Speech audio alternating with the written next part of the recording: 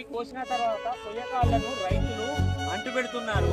ఇది ఎంత దుర్మార్గం అని అంటే నిజంగా నేను రైతులకు వ్యతిరేకంగా మాట్లాడట్లేదు, కానీ వ్యవసాయంలో ఒకవైపు మార్పులు వస్తున్నాయని చెప్తుంటే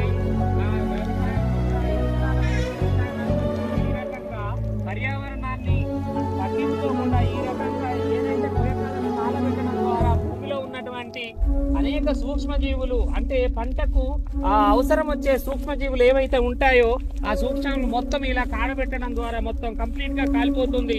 అదే విధంగా పైన ఉన్నటువంటి కొయ్యకాలు వరి కోసేటప్పుడు అది మన ట్రాక్టర్ల ద్వారా యంత్రాల ద్వారా వరికోత మిషన్ల ద్వారా ఈ రకంగా కోసి వదిలిపెట్టడం జరుగుతుంది. పైన ఉన్నటువంటి బొల్సాన్ని మాత్రమే వాళ్ళు కోసుకొని మిగతాది వదిలేసి ఈ రకంగా రైతులు ఆ తర్వాత దీన్ని కాలపెట్టడం ద్వారా ఇది భూమి లోపల సారాన్ని దెబ్బతీస్తుంది. భూమి పొలం యొక్క సమతుల్యతను మళ్ళీ వరి నాట్లు వేసేటప్పుడు దానికి కావలసినటువంటి సమతుల్యతను కోల్పోతుంది.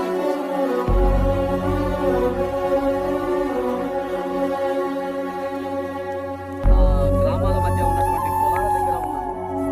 రీసెంట్లీ చాలా అవేర్నెస్ క్యాంప్స్ పెట్టాము. దండపల్లి గ్రామంలో కూడా ఇలాంటి కార్యక్రమాలు నిర్వహించాము. ఇక్కడ మీరు వరి కొయ్యలు చూడవచ్చు. ఈ వరి కొయ్యలను తగలబెట్టడం ద్వారా ఇక్కడ ఉండేటువంటి మైక్రో ఆర్గానిజం కానీ, ఎర్త్వామ్స్ కానీ, లేదా ఎండ్రకాయలు కానీ, పాముల షెల్టర్లు కానీ, లేదా సూక్ష్మజీవులకు సంబంధించినటువంటి ఒక లేయర్ మొత్తం అంటే ఇక్కడ ఒక సారవంతమైనటువంటి నేల మొత్తం కూడా